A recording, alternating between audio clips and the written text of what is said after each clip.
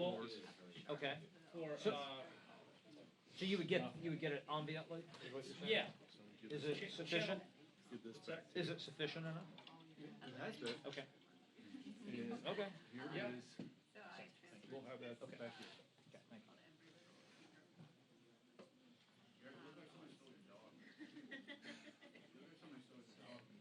Have you know my dog is doing just fine, thank you. And Rick, this might be a very on the fly kind of thing. Yeah, that's fine. Oh, great. Nothing after we do the last. Okay. Sure hope so.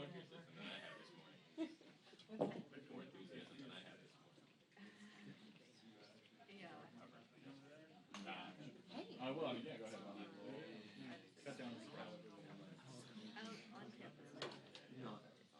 Senior.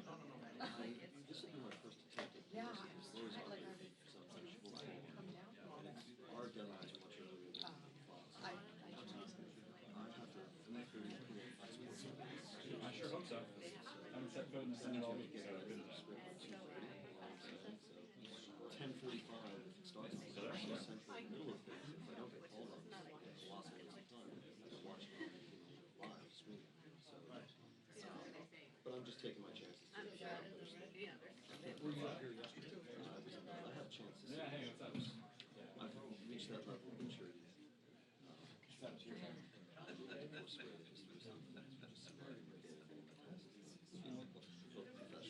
Fun crowd. Thank you. I bet you'll feel very well. No, I mean, it's a real short window. That's 1, 2, 3, 4, 5. Fortunately, it's 2 minutes.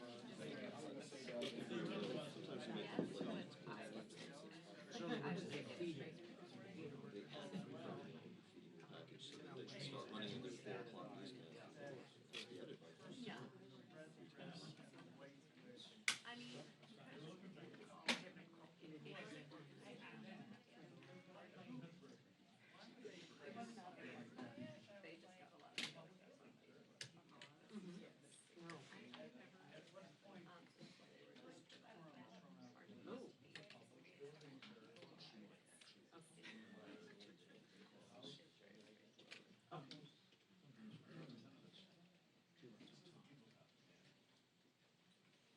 I'll tell you, she's the most miserable speech to transcribe. I mean, not Speaker of the House, just political speaker and official watches. Okay, I don't know if one of them do that.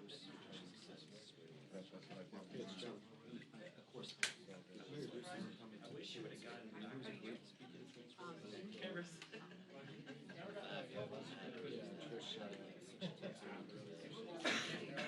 Hey man, you're over there. Hey, your ISP's gonna be the phone. It's already dialed in.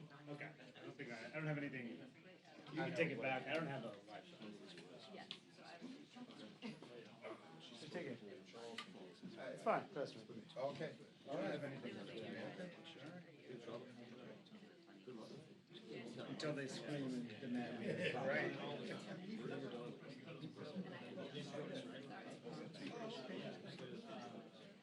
If it wasn't James Joyce, Another brilliant stringer together of gibberish. Okay, that's all that matters.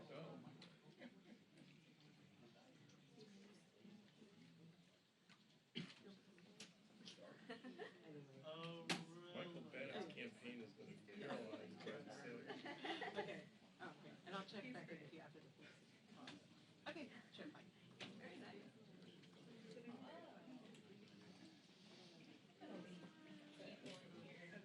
I saw you on the jacket. Oh, I'm not having it out, but what I would mark my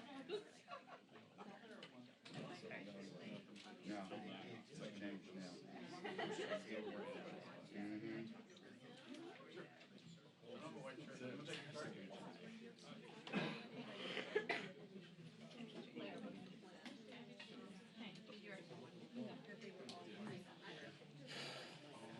10-9-8-7-6-5-4-3-2-1. House Radio TV 1, 2, 3, 4, 5, 6, 7, 8, 9, 10. Everybody good? Dan? 10-9-8.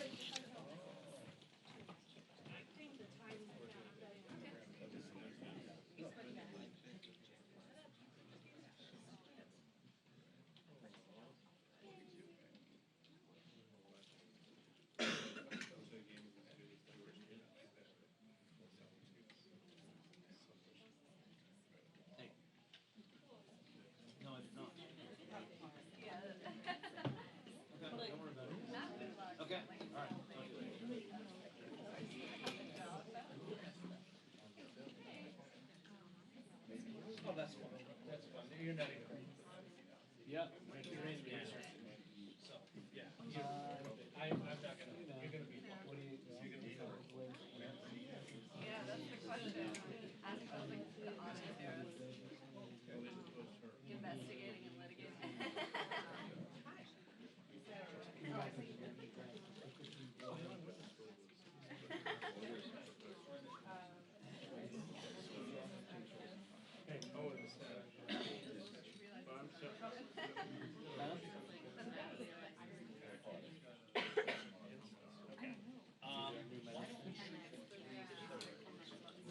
Oh, yeah, yeah, I was watching that last night. That was funny.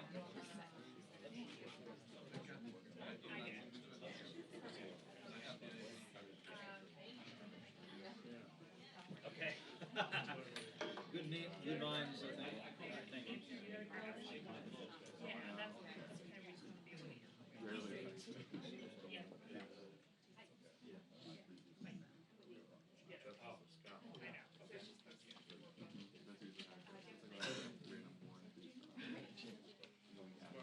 What little I remember of it is that and Mickey Seller.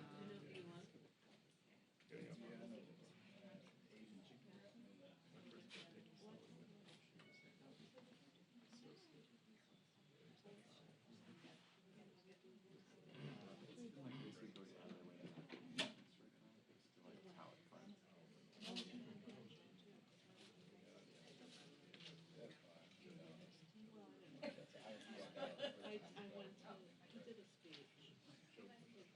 I won't click on it. I finally ran into him. I arranged to run into him.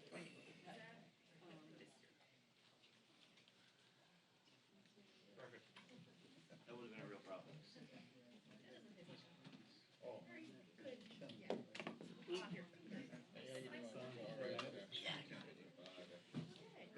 Right down. Yeah, 'cause I can feel a little bit too. She made partner. She's very cool. All right, there it is. Thank you. I saw that.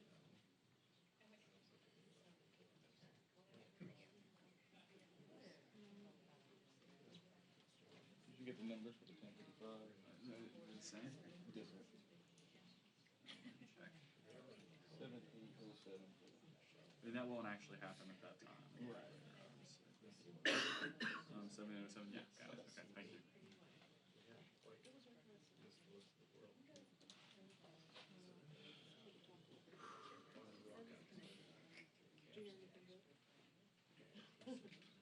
I sure can't.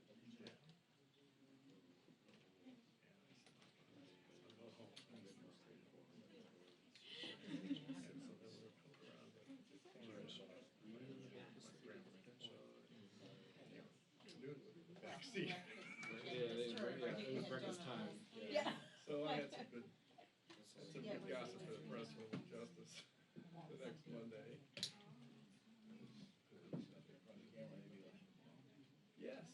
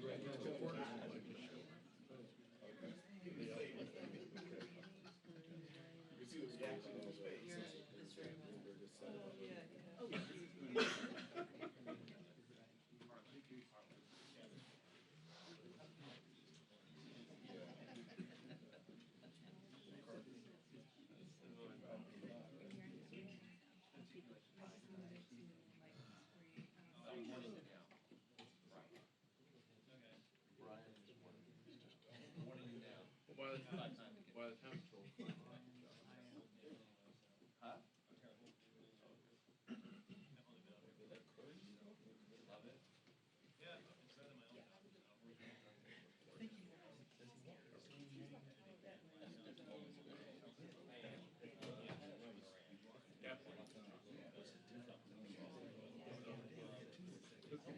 And I was standing right next to him. It was really weird. We were also tapping around this conference. Oh, it is. He was coming in to take that cane. Nice walk. Yep.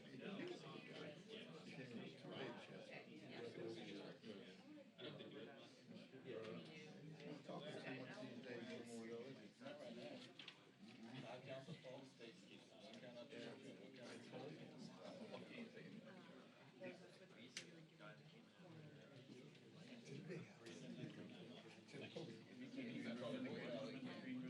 On the green room.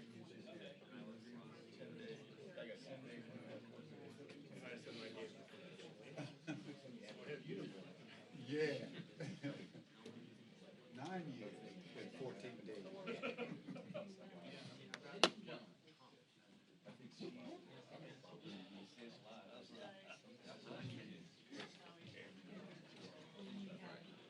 Someone, yeah, it doesn't go on.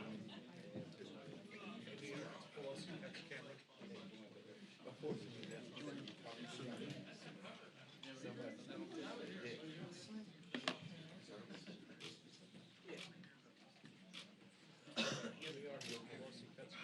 Yeah.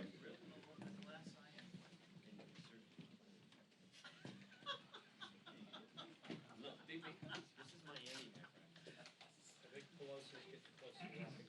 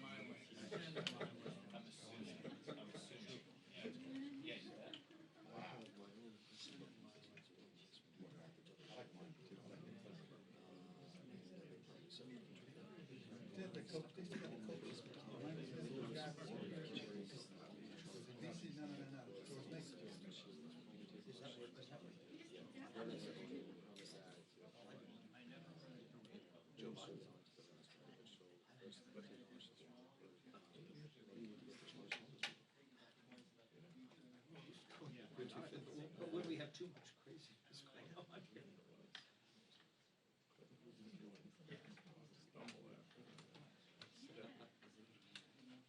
Only the right.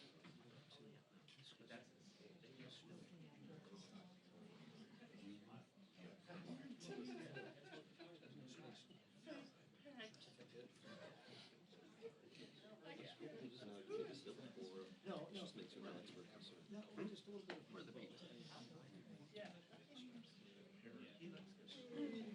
Joy, is that staying there the whole time? Thank you.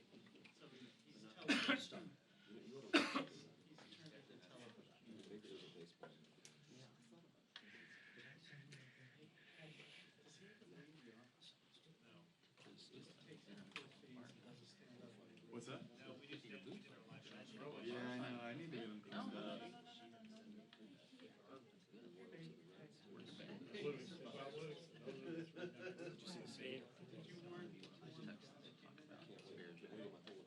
All hats and cattle. No, certainly not. In fact, I have no hat.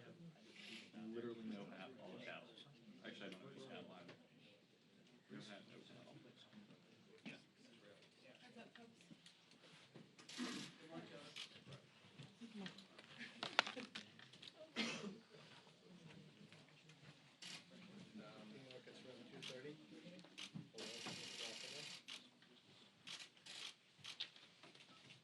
Good morning, everyone. Here we are in a week that started off with Veterans Day, a wonderful day, 11th hour, the 11th day of the 11th month, Armistice Day, a day that we now observe as Veterans Day. Every day is Veterans Day. For us on Tuesday, we passed a packet of bills, 9 bills, to improve the lives of our veterans, our heroes in uniform. Among the bills, we were very proud to pass the Deborah Sampson Act, which reduces barriers for women veterans to access VA, including anti-harassment initiatives. This is has a broad base of support, and we are very proud to be passing it. So on the day after Veterans Day, on Monday night, when I came into town, I went to the World War II Memorial just to see who was there and just to visit it again. I love going there; it's so inspiring. And I saw I was impressed particularly by two engravings on the wall. One that related directly to all veterans. President Truman said, "Our debt to the heroic men and valiant women in the service of our country can never be repaid. They have earned our undying gratitude. America will never forget their sacrifices." How beautiful. And then particular to women, not necessarily in uniform, but women in the war effort by Franklin Delano Roosevelt, President Roosevelt. He said, "Women have given their sons to the military services. They have stoked the furnaces and hurried the factory wheels. They have made the planes and welded the tanks, riveted the ships, and rolled the shells."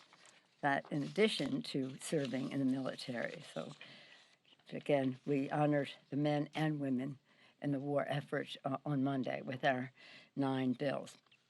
And in terms of increasing paychecks, we are this week, today and tomorrow, considering the Export-Import Bank, which creates nearly 2 million American jobs in all 50 states.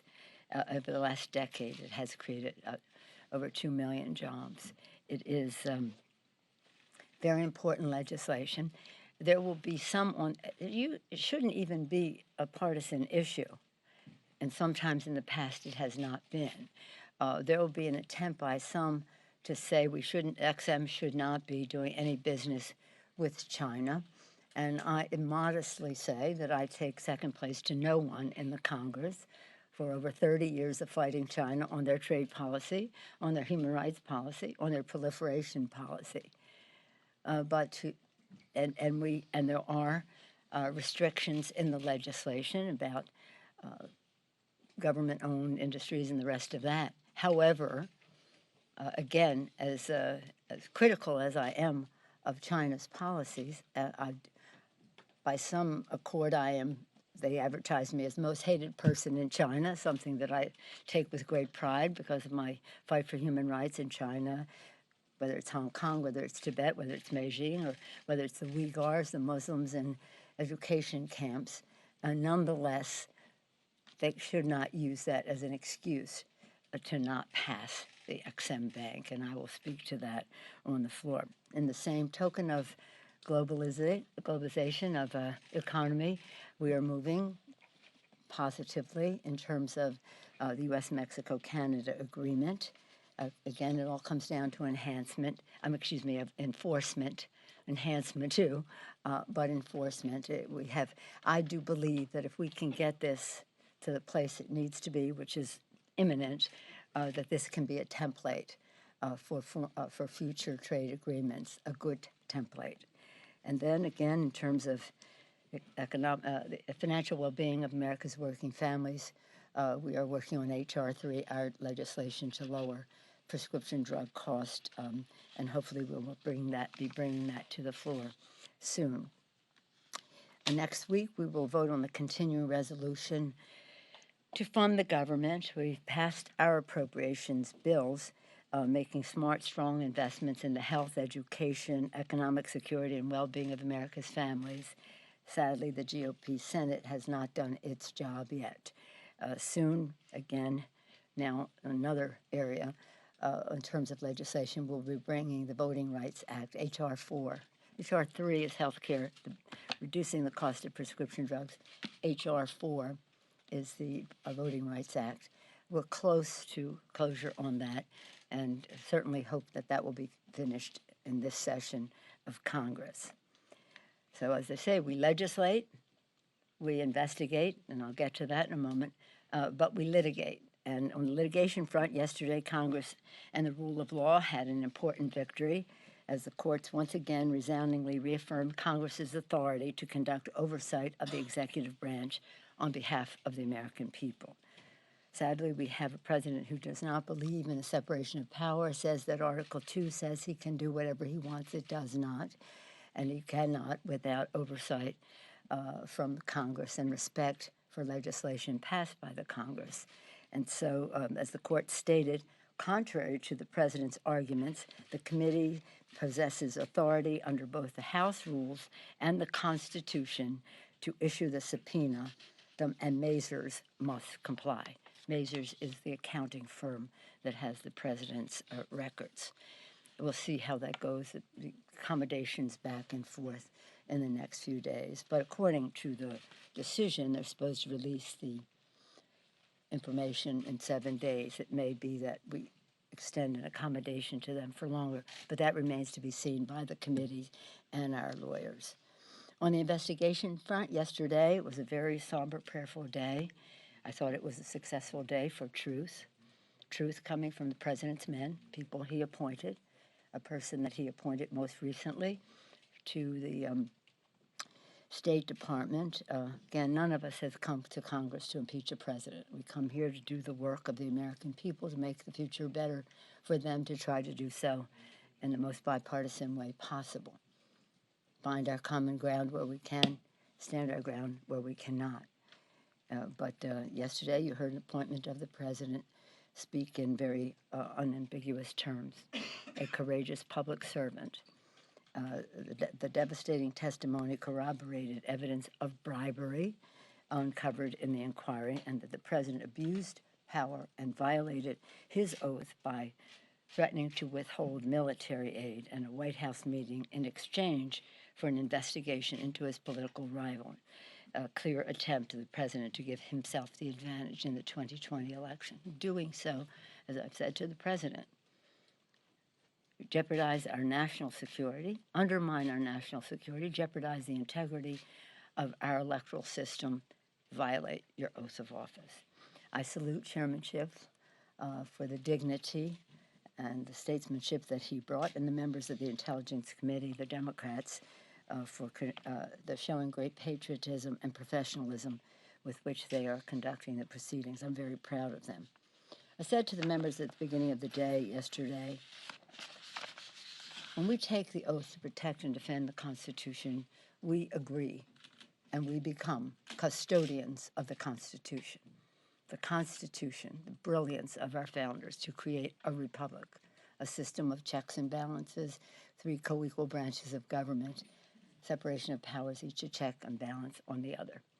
As custodians of the Constitution, we must be defenders of our democracy, because our democracy depends on that republic and not a monarchy. Article 2 says I can do whatever I want. So again, with that responsibility, we go forward sadly, prayerfully, say with a heavy heart, because it's not what we came here to do, but we must uphold our oath of office. Questions? Yes, sir. James Rosen with Sinclair. Thank you, Madam Speaker. We hear it said routinely, and of course it's true, that impeachment is a political process, not a legal one. And yet, as we can all observe, many of the accoutrements surrounding the legal process are inherent in this political process. We have counsels, depositions, subpoenas, threats of perjury, and so forth. This was made starkly clear yesterday by Chairman Schiff, it seemed to me, when he reminded the minority that he would do everything necessary to ensure the legal rights of the whistleblower to That's preserve anonymity in this political setting.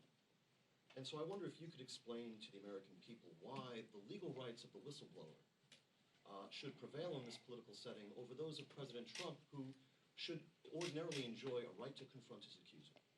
Well, let me just say this. I'll say to you, Mr. Republican Talking Points, what I said to the President of the United States. When you talk about the whistleblower, you're coming into my wheelhouse. I have more experience in intelligence than anybody in the Congress, anybody's ever served.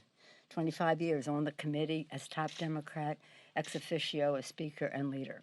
I was there when we wrote the whistleblower laws. The whistleblower is there to speak truth to power and have protection for doing that. And any retribution or harm coming to a whistleblower undermines our ability to hear truth about power. So I will defend the rights of the whistleblower vehemently. But why should Vehemently. we prevail over the president's Well, the legal president can come, if he has a case to make, does he want to come speak? Does he want to present in writing or speak to the committee about his, what might be exculpatory for him? He has that right to do. But nobody, president is not above the law, president will be held accountable, and nobody should have the right to endanger whistleblowers. And that is the system that I will defend. And the American people understand that. Yes, ma'am. You talked about bribery a second ago. Yes, bribery. That's a very serious charge. It's What in the makes this a Constitution. case of bribery? Well, you know, we talking Latin around here, e pluribus unum, from anyone, quid pro quo, bribery, and that is in the Constitution attached to the impeachment proceedings. So what was the bribe here? The bribe is to grant or withhold military assistance in return for a public statement of a fake investigation into the elections. So could we That's be looking that's at- bribery. Yes. Could we be looking at an article of impeachment? I don't know about that. We haven't even made a decision to impeach. That's what the inquiry is about. And when the committees decide that, and they will decide what the articles are. But I am saying that what is the president has admitted to and says it's perfect, I said it's perfectly wrong.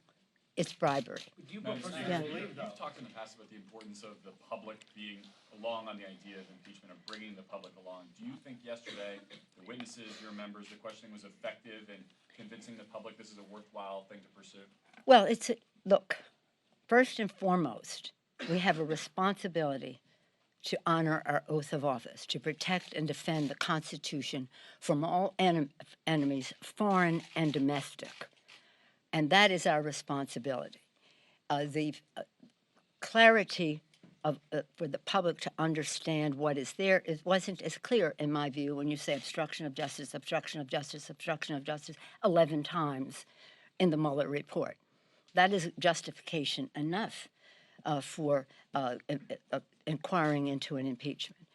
This had a story, a narrative about the president threatening to grant or withhold certain privileges, certain military assistance voted on by the Congress to Ukraine, which is in our national interest to do so because they were fighting the Russians. They've already lost over 11,000, 12,000, 13,000 people fighting the Russians. That's why I say all roads lead to Putin. Putin benefited from our not any holding up of that that military assistance. Putin benefited by the action taken by the president vis-a-vis Syria and Turkey because they wanted a stronger stronghold in the Middle East, and the president gave them that. Putin benefited from the president's comments about uncertainty about our support for NATO. Putin benefited. The list goes on. I won't even go into the elections, just those three, because they're the three I have mentioned to the president when I have said, with you, Mr. President, all roads lead to Putin. Yes, sir. You kept saying that you haven't really decided whether to move. We haven't. That'll be up to the committees to decide. But do you believe that yesterday's testimony from Bill Taylor and George Kent at all moved the needle for Democrats more towards articles of impeachment? This isn't about for Democrats. This is for the American people. This is about patriotism. It's not about politics, Democrats, Republicans. It's not about anything political. It's about patriotism. It's about honoring our oath of office and to uphold the Constitution, and the Constitution spells out what our responsibilities are and what our penalties are. And yesterday, I do believe the truth will set us free. And so the truth coming from the president's own appointee describing bribery and threatening, in the course of it, threatening the identity of the whistleblower was just shameful behavior on the part of the If you Republicans. then believe Speaker Pelosi. Yes, ma'am. I wanted to ask you, you said imminent. How do you think AFL-CIO is poised to respond if the implementing bill is going to be considered in the House? Well, we have shared values with the AFL-CIO and believe that the growth of our economy is blessed with more participation from collective bargaining, workplace safety, all of that. So I think we will have we'll see what the implementation is, what that is, and the enforcement is, and I think it will be a value that is shared by our friends in labor as well as the Democrats in the Congress. So we're in a good place. We as I say, I want this to be a template for future trade agreements so that the work that we put in here will not only have a benefit in the U.S.-Mexico-Canada agreement, but for the globalization discussion in general. And so what we'll have to do is, as soon as we come to conclusion, is to have the implementing language written, and we have an idea of what that would be. So I think I'd like to see us get it done this year. I mean, that would be my goal. I don't imagine that it would take much more in the Senate to pass. I mean, some of our legislation we want to pass this year, but we don't know what happens in the Senate. I would hope that they would move quickly with this. Speak up, Madam Chair, then personally. Chad? Thank you, good morning, thank you. You say that the House has not obviously decided That's right. to pursue impeachment yet. That's right. But when we see the hearing yesterday, Right. a lot of questions about impeachment. You talk about three distinct things there: bribery, abuse of power, things that could go into articles of impeachment. Why would the public not think that the House is dead set on a course to impeach the president when all of this milieu is going on right now? Well, all this milieu is a seeking of the truth. It's called an inquiry. And if the president has something that is exculpatory, Mr. President, that means you have anything that shows your innocence, then he should make that known. And that's part of the inquiry. And so far, we haven't seen that, but we welcome it. And that's what an inquiry is about. Do you think that there is a way, considering all that they're doing and all the hearings and all the depositions that are coming, that there's any way that the House could not impeach with all of this work regardless? Perhaps you have not heard me when I have said, this is something we do with a heavy heart. This is very prayerful, because impeaching is a divisive thing in our country. It's hard. And the place that our country is now, it's not a time where you go to 70% when President Nixon walked out of the White House. It wasn't there before he left. Even 2 weeks before he left, it wasn't there until the other shoe fell and he walked out the door. And by the way, what President Trump has done on the record in terms of acting to advantage a foreign power to help him in his own election, and of the obstruction of information about that, the cover-up, makes what Nixon did look almost small. But again, an inquiry is an inquiry, and people come in and you hear what they have to say. Next week, some of the Republican suggestions of witnesses will come in, and we'll hear what they have to say. But this is not something that you take lightly, and you make a decision as you go along. One last question, yes, sir. On the CR, it's going to come when you guys I'll do your next. passing, when these hearings are still going on. I'm curious if you've been negotiating the continuing resolution, these spending bills. What's been the working relationship with the White House? I mean, have they been involved in this process? I guess the adage of walking and chewing gum at the same time comes to mind. I'm not a gum chewer, but I do eat a lot of chocolate as I walk around here. Obviously, the president, the four branch, House, Senate, Democrats, Republicans, and the White House are we all have to come to an agreement. And left to our own devices, the appropriators that come from the culture of appropriations and intelligence, that's where I was forged in the Congress, both places that, by and large, when I first started there, were not particularly partisan. But the left to their own devices, the appropriators know how to get their job done. So without going into any detail, we're moving in a direction because we do not want a shutdown of government. We prefer not to have a continuing resolution. So we have to make some decisions as we go forward. But Sure. you're confident the White House is gonna sign off? When you say the White, you mean the administration? President Trump's gonna have to sign. Well, the administration. Let's just say the administration. Okay? And whoever they may designate at the table. Cheryl? Madam Speaker, given that Republicans have been arguing that yesterday's witnesses only heard things secondhand, I'm wondering if you think it would be worth waiting for those who have heard things firsthand, like John Bolton and Mick Mulvaney, to testify. Cheryl, don't fall into the secondhand stuff, really. That is such a fraudulent proposition put forth by the Republicans. That is such a fraudulent proposition. And and they know it, and that's why they're talking about process rather than the substance of what we have heard. I just won't even dignify what they're saying in that regard. I just won't. No, but we are engaged in what the Constitution charges the Congress to do, to make its decisions. We are not here to be manipulated by the obstruction of justice of the administration. On the one hand, they say that it is secondhand, and on the other hand, they obstruct all of the people who they would consider to have firsthand knowledge from testifying. Obstruction of Congress, obstruction of justice. I'm going to come back to H.R. 6. This is something that we're so proud of. But over 160 days ago, we sent to the Senate H.R. 6, the American Dream and Promise Act. This is a bill that would protect our dreamers in our country. These young people who've come to our country made such a valuable contribution. We're grateful to them for that and to their parents for bringing them here. And the president has said he supports the dreamers on the one hand, and on the other hand, he calls them thugs. So you never know who's showing up that day in the White House. But the fact is that the American people support the dreamers. And I hope that the Senate will, again, be cognizant of the fact that like 80% of the American people want the dreamers protected in our country.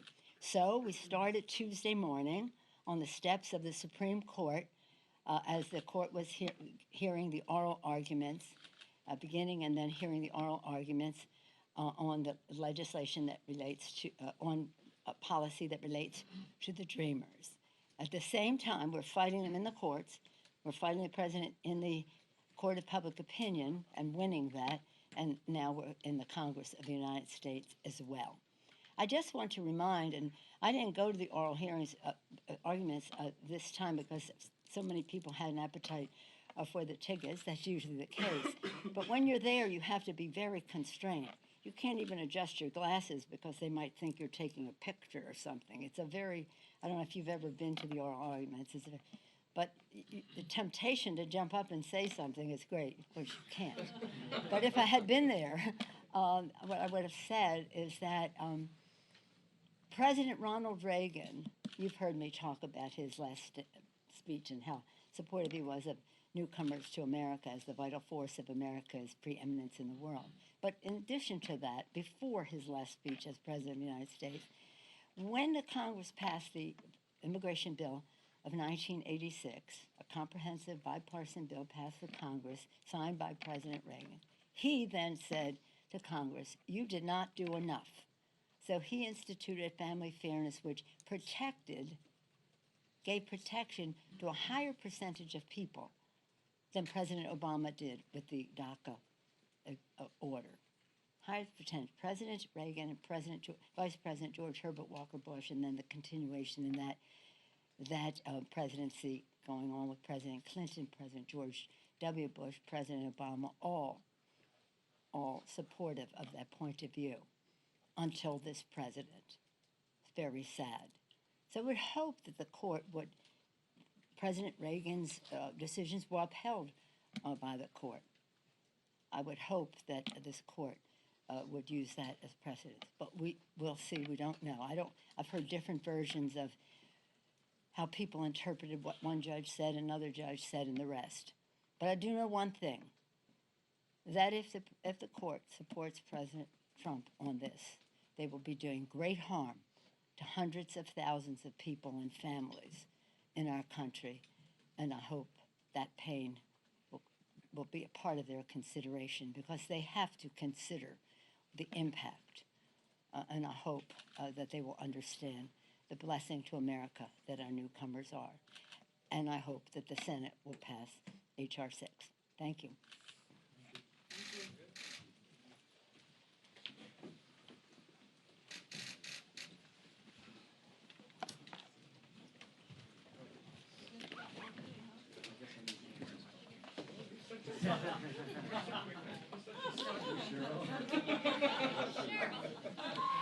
Such a pet, Cheryl. I wish you didn't get Mrs. Republican. Yeah.